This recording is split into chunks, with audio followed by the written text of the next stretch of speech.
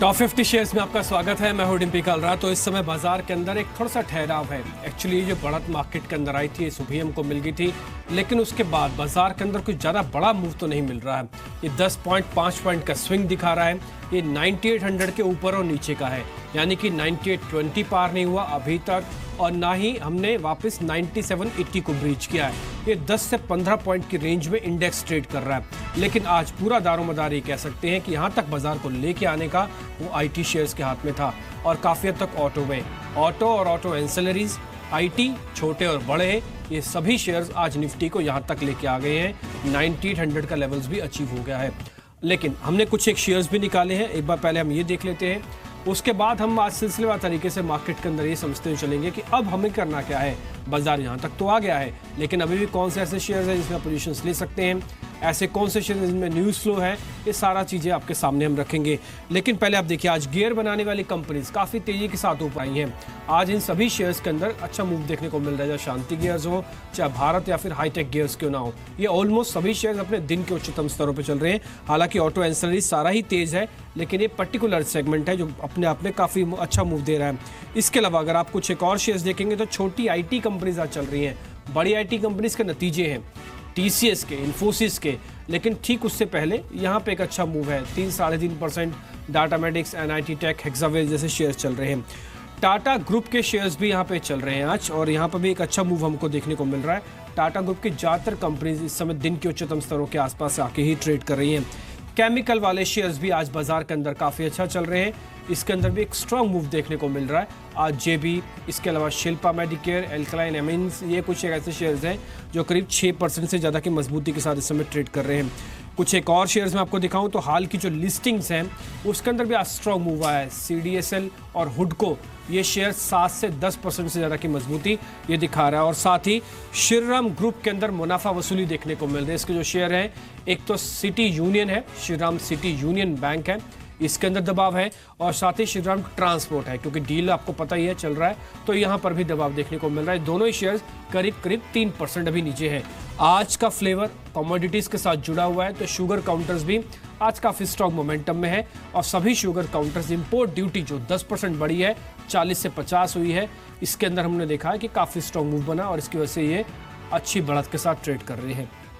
तो ये पूरा मार्केट का खाका हमने आपके सामने खींच दिया कि कहाँ पे बाजार के अंदर तेजी है, कौन सा पार्टिसिपेशन दिख रहा है। खासकर हमने फ्रंटलाइन काउंटर्स के बजाय कुछ मिड कैप और स्मॉल कैप शेयर्स को ज़्यादा जगह दी है, ताकि बाजार के अंदर आपको पूरी पिक्चर कहीं ना कहीं ड्रॉ होती हुई दिख जाए।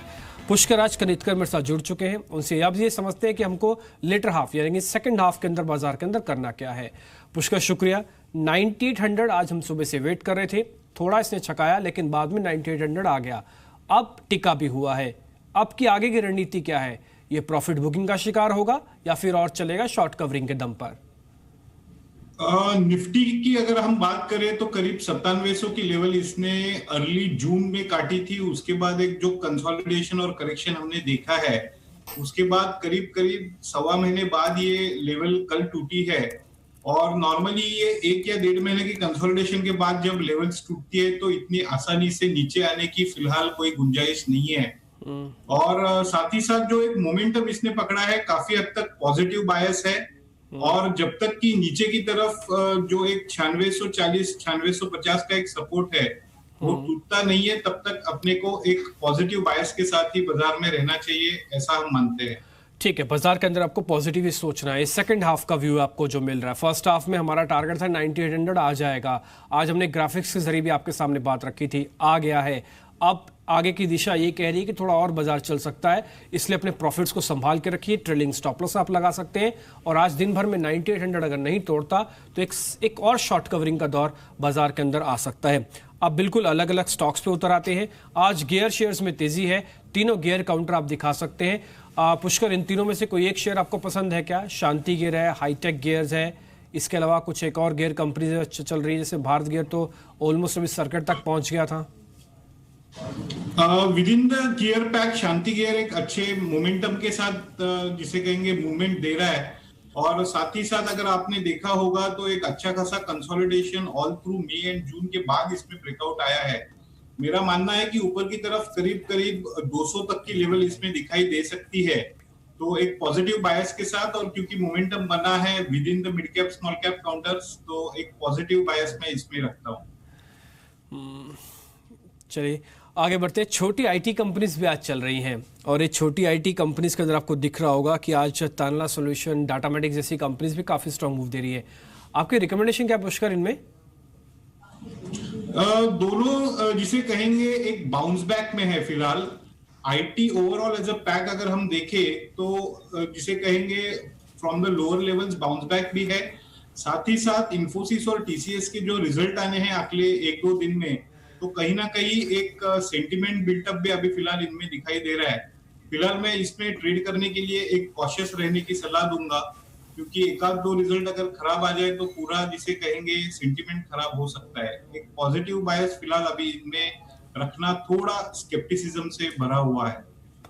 ठीक है, आगे बढ़ते हैं, कुछ एक और शेयर्स देख लेते हैं। असल में आज अच्छा एक मूव देखने को मिल रहा है केमिकल के शेयर्स के अंदर भी।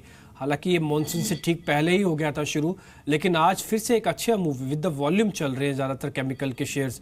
आपकी रिकमेंडेशन क्या पुष्कर? ये जेबी केमिकल है, शिल्पा मेडिकेयर है, अल्काइम एमीन्स है, ये कुछ एक ऐसे शेयर्स जिनमें आज वॉल्यूम है, इसलिए हमने इनको जगह भी दी है।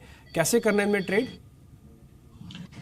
ओवरऑल बाजार के सेंटिमेंट के तहत मिड कैप स्मॉल कैप में हम एक वॉल्यूम दिखाई दे रहा है, और जेबी केमिकल स्पेशली जिसे कहेंगे फार रंग थोड़ा स्टॉक है, तो इसमें एक पॉजिटिव बायस के साथ चल सकते हैं।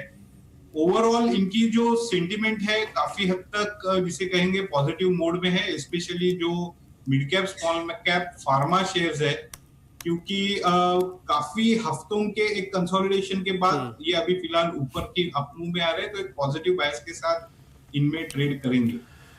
ठीक है, तो आप जेबी केमिकल्स पे एक बार ध्यान रख सकते हैं, यहाँ पे एक अच्छा मूव देखने को मिल सकता है। केमिकल स्पेस में अगर आपको शेयर ढूंढ रहे थे तो जेबी केमिकल पे आपको रुक जाना चाहिए। ये आज अच्छा मूवमेंट है और इसके अंदर वॉल्यूम भी अच्छा है, और आप ये देख पा रहे हैं कि 11:30 बजे के बाद इसके अंदर एक काफ़ी अच्छा स्पाइक विद द वॉल्यूम आते हुए दिखे हैं।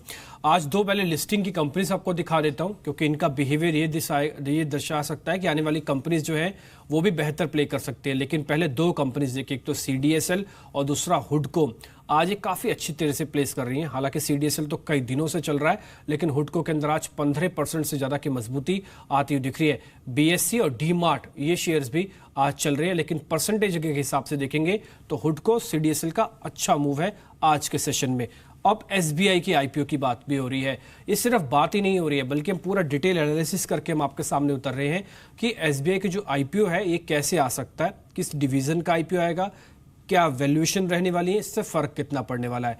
क्योंकि ये मैं सारी चीज़ें नहीं बता सकता, रिसर्च एनालिस्ट मैंने अपने साथ जोड़े हैं संदीप, वो आपको पूरा डिटेल एनालिसिस के साथ बताएंगे कि एसबीआई के शेयर में कितना इंपैक्ट आएगा। संदीप, ये एसबीआई की चर्चा हुई है, एसबीआई के आईपीओ की चर्चा हो रही है, जरा मेरे को वैल्यूएशन और सारा जरा अकाउंटिंग प्रोसीजर बताएं इसका कि ये कितना ठीक रहेगा मार्केट के लिए, कितना फर्क पड़ेगा इन सब चीज़ों। देखिए, एकदम से जो बातचीत है वो काफ़ी तेज़ होगी, क्योंकि कल जो एसबीआई की सेंट्रल एडवाइजरी बोर्ड है उसने एसबीआई लाइफ के जो आईपीओ उसको मंजूरी दे दी है। आपको बता दें, पहले एसबीआई और उसके साथ साथ बीएनपी पारिबा कार्डिफ इनकी जेवी कंपनी है। एसबीआई अगर आप देखें इसमें करीब 70% के आसपास की हिस्सेदारी होल्ड करता है, और अब माना जा रहा है कि जो बोर्ड से मंजूरी मिली उसके बाद अगले हफ्ते सेबी के सामने भी जो डीआरएसपी है वो दाखिल किया जा सकता है। जो प्लान है आईपीओ का उसके मुताबिक 8 करोड़ शेयर्स एसबीआई इसमें ऑफलोड करना चाहता है ओएफएस के जरिए, और हम जो पिकअप कर रहे हैं उसके मुताबिक करीब 7,000 करोड़ रुपए के आसपास की रकम एसबीआई से जुटाना चाहता है। अगर आप इसी वैल्यूएशन के बेसिस पे चलें, जो 7,000 करोड़ रुपए की रकम जुटाई जाएगी 8 करोड़ शेयर बेच के, कुल 70 करोड़ शेयर एसबीआई फिलहाल होल्ड करता है, तो उसके मुताबिक अगर आप वैल्यूएशन देखें डिम्पी, तो करीब 87,500 करोड़ रुपए के आसपास के जो वैल्यूएशन है वो एसबीआई लाइफ के बनते हैं। इनफैक्ट इसका अगर आप पीयर की बात करें तो आईसीसी प्रू इसका डायरेक्ट पीयर है जो कि लिस्टेड है, उसके वैल्यूएशन जो करंट मार्केट कैप है वो करीब 70,000 करोड़ रुपए के आसपास की है। लेकिन ध्यान रखिए, आईसीसी प्रू जो कि इससे बड़ा प्लेयर है, 13.8% के आसपास का मार्केट शेयर था, उनको मैं मई महीने के आंकड़े की बात कर रहा हूं, और उसके सामने अगर आप एसबीआई लाइफ को कंपेयर करें तो उनका करीब 8.2% का मार्केट शेयर था। तो 8% के मार्केट शेयर के सामने अगर आपको 87,500 करोड़ रुपए के आसपास की वैल्यूएशन चाहिए, तो जाहिर सी बात है आईसीसी प्रू लाइफ जैसे प्लेयर जो कि ऑलरेडी करीब 13.8% का मार्केट शेयर रखते हैं, उनकी मार्केट कैप 70,000 करोड़ रुपए के आसपास की है, तो जाहिर सी बात है फिर आईसीसी प्रू के जो वैल्यूएशंस हैं उसमें एक री रेटिंग की संभावना साफ तौर तौर पे बनती है, क्योंकि अगर आपको याद हो डिम्पी, जब आईसीसी प्रू का आईपीओ आया था तो उस समय वैल्यूएशन को लेकर काफी ज्यादा कंसर्न्स हमने देखे थे। अब अगर एसबीआई लाइफ को, जो कि उससे छोटा प्लेयर है, कम मार्केट शेयर ओन करता है, अगर इस तरह के वैल्यूएशन मिलते हैं तो जाहिर सी बात है आईसीसी प्रू में एक बड़ा रीरेटिंग देखने को मिल सकती है। एक और पॉइंट सिर्फ आपके सामने रखूंगा, दिसंबर में इन्होंने एक 3.9% स्टेक बेचा था 460 रुपए प्रति शेयर पर। उस हिसाब से देखें तो 46,000 करोड़ रुपए के आसपास की मार्केट कैप थी, यानी कि 6 महीने का टाइम बीता है और उस 6 महीने के दौरान ही अगर इनकी वैल्यू डबल हो जाती है तो उसका जो इंपैक्ट है वो आईसीसी प्रू लाइफ पे भी देखने को मिलेगा। तो ओवरऑल देखा जाए, जिस रेट की बात की जा रही है 8,000 करोड़ रुपए के आसपास की रकम की, उस हिसाब से करीब 875 रुपए के आसपास का आईपीओ का प्राइस हो सकता है। ठीक है, 800 के आसपास का प्राइस हो सकता है, और ये बात तो आपको प्राइसिंग हमने सारी कैलकुलेट करके बताई, लेकिन साथ में एक एडिशनल चीज़ आपको और मिली है कि अपने आप में री रेटिंग वाला सेगमेंट भी हो जाएगा, और इसमें से आईसीआईसी प्रू को आप जरूर ध्यान रखिए। अभी ये रिसेंटली एफ&ओ के अंदर भी ऐड हुआ है, तो आपके पास एक ऑप्शन, एक तरीका भी है कि आप इसमें चाहे तो कुछ फ्यूचर की पोजीशंस भी ले सकते हैं। भले बात एसबीआई लाइफ की हो रही है, लेकिन आईसीआईसी प्रू भी इसका बेनिफिशियरी हो सकता है री रेटिंग के पॉइंट ऑफ व्यू से। तो ये एक चीज़ हमको और समझ में आई है, एक लिस्टेड पार्टी, एक होने वाली लिस्टेड पार्टी, दोनों ही मार्केट के अंदर एक अच्छा प्ले आपको दे सकते हैं। 800 रुपये के आसपास कैलकुलेशंस आप ग्राफिक्स के जरिए देख पा रहे हैं। संदीप शुक्रिया, काफ़ी डिटेल एनालिसिस था, काफ़ी कुछ समझ में आया हमको कि एसबीआई लाइफ का आईपीओ में क्या है बात और कितने का आईपीओ ये रह सकता है। जल्दी से आप देख के बताएंगे पुष्कर, आईसीआईसी प्रू का चार्ट आपको लग रहा है? आईसीआईसी प्रू की बात करें तो पिछले 4-5 दिनों में ये कहीं ना कहीं थोड़ा बहुत एक साइडवेज ट्रांच में चला गया है, लेकिन अच्छा मोमेंटम पिकअप है। मैं मानता हूं कि अगर और एक आध हफ्ता इसी रेट पे अगर बहुत ज्यादा नीचे आने के बजाय होल्ड कर जाए तो भी अच्छा होगा। अपमूव जो है करीब करीब 550 से लेके 550 तक अपमूव इसमें दिख सकती है, और साथ ही साथ जैसे मैंने आपको बताया नीचे की तरफ 460 की लेवल अगर ब्रीच हो तो थोड़ी बहुत एक करेक्शन इसमें आ सकती है। ठीक है, ये व्यू आपको मिला है आईसीआईसी पे। ऐसे ही कुछ एक डील, ऐसी मर्जर की डील जो हुई थी वो आईडीएफसी और साथ ही श्रीराम ग्रुप के साथ हुई थी, लेकिन उसके बाद से आईडीएफसी तो रुके हुआ है, लेकिन जो श्रीराम ग्रुप के शेयर्स हैं वो टूट रहे हैं। आप दोनों ही शेयर्स देख सकते हैं, श्रीराम सिटी यूनियन ये करीब 3% नीचे, श्रीराम ट्रांस ये कल भी नीचे था जब बाजार के अंदर शॉर्ट कवरिंग आ रही थी। तो ये कितने और टूटने वाले हैं, इनका बेस क्या है, एक बार ये समझ लेते हैं। पुष्कर, आपकी रिकमेंडेशन क्या है, ये श्रीराम ट्रांस पे या सिटी यूनियन बैंक पे? श्रीराम ट्रांसपोर्ट में अगर हम देखें तो पिछले ऑलमोस्ट एक हफ्ते में जो गया हफ्ता था इसमें बहुत एक जिसे कहेंगे डिलीवर्ड वॉल्यूम गया है, जिसका कि मतलब है ऊपर की लेवल में कहीं ना कहीं ये जिसे कहेंगे एक बिकवाली आ सकती है। ऊपर की लेवल जो कल या परसों जो एक ट्रेडिंग सेशन हुआ उसमें उसने दिखाया था करीब 1200 का भाव। मेरे को लगता है कि ये 1200 का भाव टापने में इसको बहुत ज्यादा मशक्कत करनी पड़ेगी, और नीचे की तरफ जो एक सपोर्ट निकल के आ रहा है वो करीब करीब 950 रुपए तक का एक सपोर्ट दिखा रहा है, वहां तक आने की भी गुंजाइश इसमें लग रही है। ठीक है, थोड़ा सा आप ध्यान रखिए, जरा वॉल्यूम के साथ ट्रेड कर रहा है श्रीराम ट्रांसपोर्ट का शेयर, इसमें थोड़ा सा आपको सावधान रहना होगा। हालांकि हमने आपको फर्स्ट हाफ में तो ये बता ही दिया था जब ये डील नहीं भी हुई थी कि श्रीराम ट्रांसपोर्ट के अंदर आप जरूर ध्यान रखें। हमने डेरिवेटिव के कार्यक्रम के जरिए ये कॉल आपको दिया था और हमको अच्छी तरह से याद है करीब 20% से ज़्यादा का प्रॉफिट आपको श्रीराम ट्रांसपोर्ट के शेयर के अंदर आता हुआ दिखा था। तो इसके अंदर अब थोड़ी सी प्रॉफिट बुकिंग वापस आते हुए दिख रही है क्योंकि खबर बाजार के अंदर आई है। अब आगे बढ़ते हैं, आज दिन है शुगर कंपनीज का भी, क्योंकि एक तो इंपोर्ट ड्यूटी, हालांकि बाजार ये चाहता था कि 40-60% हो जाएगी इंपोर्ट ड्यूटी, लेकिन हुई 50, यानी कि 10% की बढ़ोतरी की गई है। इंपोर्ट ड्यूटी बढ़ने से चीनी महंगी होगी तो देश की जो कंपनीज है उनको फायदा होता है। शक्ति शुगर इस समय, राणा शुगर या सभी शुगर की कंपनीज देखें ऑलमोस्ट दिन के उच्चतम स्तरों पर है। हालांकि डिमांड सप्लाई को मैच करने के लिए सरकार ये ड्यूटीज का स्ट्रक्चर को चेंज करती रहती है और आगे भी करती रहेगी क्योंकि रेगुलेटेड ये कमोडिटीज है। और इस पे अब एक बयान लेने की हम कोशिश भी करेंगे, लेकिन उससे पहले जरा टेक्निकली आप चार्ट देखिए। पुष्कर, आपको कोई शुगर कंपनी समय ठीक लग रही है? बलरामपुर चीनी इकलौता ऐसा जो फ्यूचर्स के अंदर है और सारे शेयर कैश के हैं, कोई शेयर आपको ठीक लग रहा है इसमें? जी नहीं, फिलहाल एक इसको मैं बाउंस बैक ही मानता हूं। ज्यादातर शुगर जो पैक है ओवरऑल एक पेरिनियल डाउन ट्रेंड में ही है, और करीब करीब अगर हम देखें तो मई के बाद भी एक अच्छा खासा डाउन मूव इनमें दिखा है। तो क्योंकि ओवरसोल्ड है तो ये बाउंस बैक थोड़ी बहुत करीब करीब 5 या 7-8% तक भी एक्सटेंड कर जाएगी, लेकिन ओवरऑल हायर लेवल्स पे इसमें फिर से सेलिंग आने की उम्मीद है। और ये मैं मानता हूँ पेरिनियली थोड़ा एक वीक स्टॉक्स है, तो बहुत ज्यादा इसमें आपको फिलहाल इमीडिएट आने की गुंजाइश नहीं है। ठीक है, पुष्कर का व्यू है कि शुगर कंपनी से फिलहाल दूर रहना चाहिए। ये जो खबर आई है ये इमीडिएट इफेक्ट तो दिखा रही है, लेकिन ये शायद कंटिन्यू इफेक्ट ना दिखाए, यानी कि आगे चल के भी शुगर में तेजी रहेगी, ऐसी बात पुख्ता नहीं हो रही है। इसलिए शुगर कंपनी में थोड़ा सा संभल कर इस समय ट्रेड करने की जरूरत है। मार्केट के अंदर खबर के साथ नतीजे, क्योंकि अब अर्निंग सीजन में भी आ चुके हैं, इसका इंपैक्ट जोरदार आएगा। खबर का तो इंपैक्ट आप देख पा रहे हैं, एक ही खबर इंपोर्ट ड्यूटी की जो बढ़ी उसने पूरे शुगर पैक को चला दिया। अब इंडसइंड बैंक के नंबर्स हैं, आज ही नंबर आएंगे, इससे पहले नंबर्स कैसे रह सकते हैं आप इसकी तैयारी कर लीजिए। पूजा मेरे साथ जुड़ी है। पूजा, इंडसइंड बैंक के नंबर्स कैसे रहने वाले, आप पहले बता रहे थे एक बार औसत नंबर ही आएंगे, जो एवरेज ये मेंटेन कर रहा है। कुछ एक्स्ट्राऑर्डिनरी चीज जो हमको नंबर्स में ध्यान रखनी है कि हाँ जैसे नंबर फ्लैश हो ये चीज हमारी फोकस में होनी चाहिए। जी, सबसे इंपॉर्टेंट होगा इस बार कमर्शियल व्हीकल ग्रोथ, क्योंकि हम उम्मीद करके चल रहे हैं कि लोन ग्रोथ इस बार काफी अच्छी होगी, वहां से एक अच्छा सपोर्ट यहाँ पर देखने को मिल सकता है कमर्शियल व्हीकल सेगमेंट में, क्योंकि पिछली बार भी मैनेजमेंट पॉजिटिव थी कि डिमांड अच्छी रहेगी और जीएसटी को लेकर भी कमेंट्री पॉजिटिव थी। उनका कहना था कि उस वजह से भी जो व्हीकल ग्रोथ सेगमेंट है वहां पर अच्छी ग्रोथ देखने को मिल सकती है। जो दूसरा इंपॉर्टेंट पॉइंट होगा वो होगा कि किसानों की कर्ज माफी से जुड़े किस्सा के बयान आते हैं, क्योंकि इंडसइंड बैंक का जो एक्सपोजर है वो लोन बुक पर, इनका जो एक्सपोजर है वो एग्री सेक्टर पर काफी ज्यादा है। तो ये जो कर्ज माफी हो रही है इसके चलते आगे के क्वार्टर में या इस क्वार्टर की अगर बात करें तो कितना इंपैक्ट इनके बुक्स पर देखने को मिलता है, इस कमेंट्री पर भी नजर रहेगी। लेकिन अगर मोरलेस तमाम नंबर्स पर अगर नजर डालें तो प्रोविजनिंग भी एक आंकड़ा होगा जहां पर की गिरावट देखने को मिलेगी और इसका एक सपोर्ट कंपनी के मुनाफे के फ्रंट पर देखने को मिलेगा। लेकिन जो बाकी नंबर्स हैं, जैसे कि अगर हम एनपीएस की बात कर लें या मुनाफे की बात कर लें, एनआईए ग्रोथ की बात कर लें, तो उस फ्रंट पर नंबर स्टेबल ही रहेंगे। ग्रॉस एमपीए के आंकड़े जो ट्रेंड बरकरार रहा है अभी तक 0.9% का, वो इस बार भी देखने को मिलेगा और नेट एनपीए का आंकड़ा भी हमारा अनुमान है कि 0.3% के आसपास देखने को मिल सकता है। तो स्टेबल नंबर्स रहेंगे इंडसइंड बैंक की तरफ से। ठीक है, स्टेबल नंबर रहने वाले हैं, ये आपके सामने प्रीव्यू है। क्वार्टर ऑन क्वार्टर बेसिस पर भी राइज आएगा 48% का, और ये प्रोविजन के हालांकि आंकड़े हैं तो आप इसमें देखेंगे। और कुल मिला के नंबर एक सबड्यूड ही रहने वाले हैं। ये नंबर्स एक समान ही होंगे, जैसे पिछले क्वार्टर्स में कोई एक्स्ट्राऑर्डिनरी मूव नहीं है। और आप पिछले क्वार्टर्स का रिटर्न भी देखेंगे ना तो कुछ खास नहीं है, ये करीब 1 से 2% के आसपास ही बनता है। तो क्वार्टरली रिजल्ट्स पे फिर से नजर होगी कि क्या कुछ एक्स्ट्राऑर्डिनरी मूवमेंट आते हैं या फिर नहीं आता। फ्लैट ही इस बार नंबर्स आने की उम्मीद है। काफी सारे शेयर हम डिस्कस कर रहे हैं और इसी थीम के अंदर अगर आप देखें तो शुगर कंपनीज के अंदर तेजी है, छोटी आईटी कंपनीज चल रही हैं, आज केमिकल शेयर्स तेज है। और एक सिलसिलेवार तरीके से हमने आपको पुष्कर से भी पूछ के बताया कि इन सब कंपनीज में तेजी तो है, लेकिन आपको क्या चुनना है। और हमने साथ ही इंडसइंड बैंक के भी नंबर्स का एक प्रीव्यू आपके सामने रखा। एक बार इंडसइंड के बारे में एक टेक्निकल व्यू भी ले लेते हैं पुष्कर से। नंबर्स तो आपको पता ही है कि जैसे एवरेज ग्रोथ रही है वही ग्रोथ के साथ आएंगे, लेकिन इस बार कमर्शियल व्हीकल सेगमेंट और किसानों की कर्ज माफी पे क्या बयान आता है ये कमेंट्री के अंदर बहुत इंपॉर्टेंट हो जाएगा।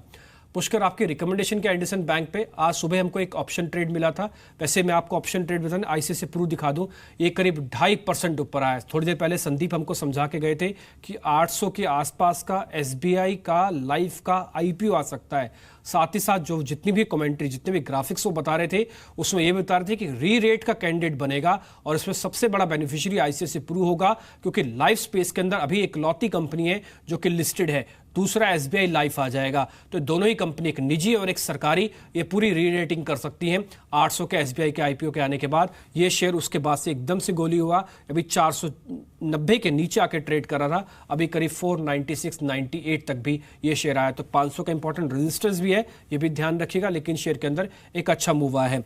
और हम बात कर रहे थे कि आज कुछ एक ऐसे थीम चल रही है जहां पे आपको अच्छा ट्रेड मिल रहा है। इंडसइंड बैंक के नंबर्स पे आपकी राय चाहिए पुष्कर। नंबर्स हमारे हिसाब से जैसी ग्रोथ पिछले क्वार्टर में थी वैसी इस बार भी आएगी। कमेंट्री में 2 ही चीज हम नोट करेंगे।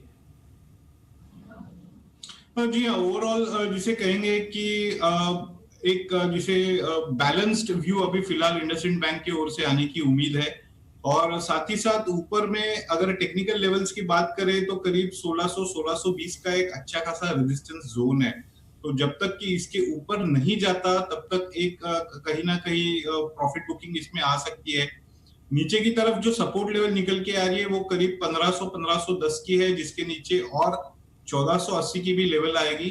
तो इन सिनारियो की कोई एक निगेटिव सरप्राइज आता है नीचे की तरफ, करीब 1480 या 1500 तक की लेवल दिखाई दे सकती है।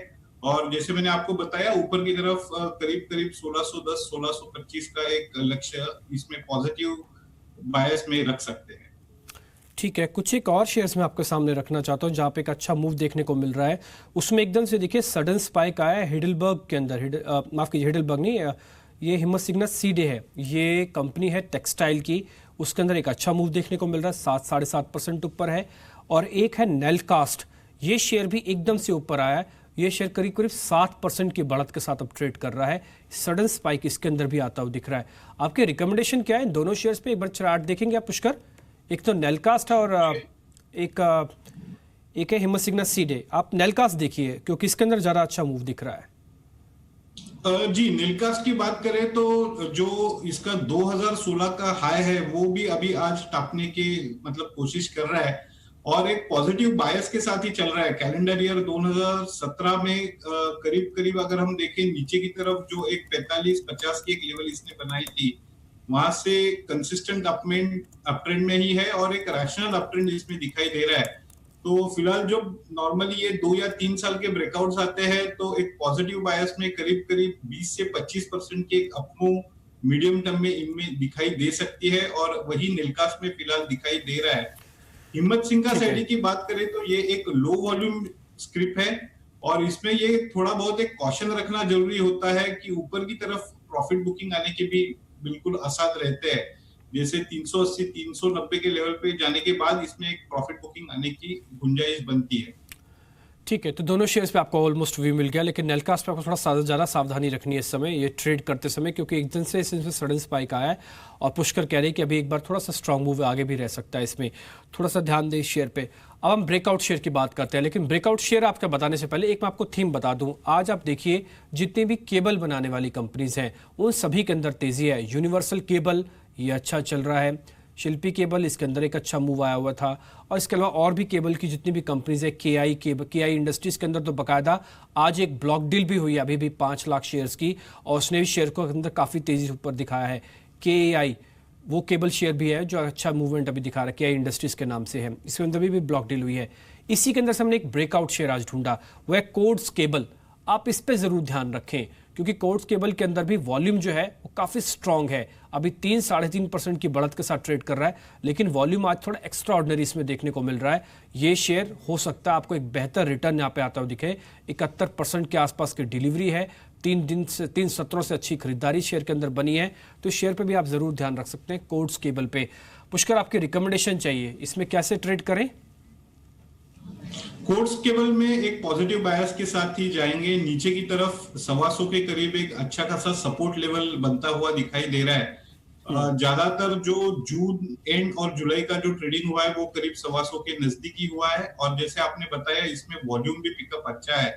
ऊपर की तरफ मैं मानता हूं कि करीब 160 तक जाने की इसमें गुंजाइश है, और नीचे की तरफ 125 का एक स्टॉप लॉस इसमें रखना लाजमी बनता है। ठीक है, 150 से 160 तक का आप टारगेट रख सकते हैं। देखिए टारगेट तो आप वैसे भी अपने हिसाब से फिक्स कर ही लीजिएगा, जो भी आपको लगता है, चाहे 4 रुपए का है चाहे वो 10 रुपए का है, लेकिन एक स्ट्रॉन्ग मूव इसके अंदर दे रहा है। आपको ध्यान आज जो टेक्निकली रखना है वो आज के इंट्राडे लो का ही रखना है। आज 131 की रेंज ब्रेक नहीं होनी चाहिए, यही रेंज इसकी स्टॉप लॉस की रेंज भी है, और यही रेंज आज की पोजिशनल ट्रेडर्स के लिए भी रेंज होनी चाहिए। तो पुष्कर आज भी कह रहे हैं कि 150 से 160 तक की रेंज के अंदर इसके अंदर आप ध्यान रख सकते हैं। अभी फिर से इसके अंदर वॉल्यूम के साथ खरीदारी हुई है और 136 के लेवल को भी ये पार कर रहा है, तो ध्यान रखें इस शेयर के अंदर मूव एकदम से सडन स्पाइक के साथ मिलता है तो शेयर अभी और भी चल सकता है। तो आज का एक कोड्स केबल आज का ब्रेकआउट शेयर भी है। पुष्कर, शुक्रिया आपका कार्यक्रम में जुड़ने के लिए, बताने के लिए अलग अलग स्टॉक्स में समय क्या किया जाए, और इस बीच आपको सारे शेयर्स बता देता हूं मैं जो भी हमने डिस्कस किए, ताकि आपको पूरे तौर पर मोटे तौर पर यह पता लग पाए कि पुष्कर की रिकमेंडेशन क्या थी। सारी थीम्स के अंदर से हमने उनसे ये पूछा कि गियर कंपनीज में क्या करना चाहिए, उन्होंने कहा शक्ति गियर्स आप चुन सकते हैं, यहाँ पे अभी भी एक अच्छा ट्रेड आपको मिल जाएगा। हमने उनसे कुछ और सेगमेंट की बातचीत भी की थी जिसमें हमने ये पूछा कि केमिकल में कौन सा आपको ठीक लग रहा है। जेबी केमिकल उनकी रिकमेंडेशन है, यहाँ पे अभी भी ट्रेड लिया जा सकता है, ये शेयर अभी भी और थोड़ा सा तेज हुआ है। इसके अलावा हमने आज थोड़ी देर पहले एसबीआई लाइफ की बात कर रहे थे, तो आईसीआईसी प्रू के अंदर काफ़ी स्ट्रांग मूव आया और अभी भी ये कंटिन्यू है, ये दिन के उच्चतम स्तरों के आसपास चल रहा है, और अभी 2-2.5% की जो बढ़त आई है ये अभी भी मजबूती के साथ दिखा रहा है। ऑलमोस्ट 500 का लेवल इसने टच किया, लेकिन वो छोटा सा रेजिस्टेंस है इसके सामने। आज दिन भर उसी लेवल को हम वॉच करेंगे कि 500 का लेवल पार होता है या फिर नहीं होता। इसके अलावा हमने कुछ एक और शेयर भी उनसे पूछे, जिनसे हमने ये पूछा कि क्या आज कुछ जो हुडको वाली कंपनीज है, जो हाल की लिस्टेड कंपनी, उसमें ट्रेड लें, तो उन्होंने कहा कि हाँ एक बार ट्रेड रखा जा सकता है कुछ एक स्पेसिफिक कंपनीज के अंदर, क्योंकि टेक्निकली ज़्यादा बेस है नहीं, तो इन शेयर्स के अंदर भी आप एक बार ट्रेड कर सकते हैं। और आज का ब्रेकआउट है कोर्स केबल, इस पे भी आप ध्यान रखें, ये 150 के टारगेट के लिए उनकी रिकमेंडेशन भी है यहाँ पे। ब्रेकआउट एक तरह का कैंडिडेट बनता है ये।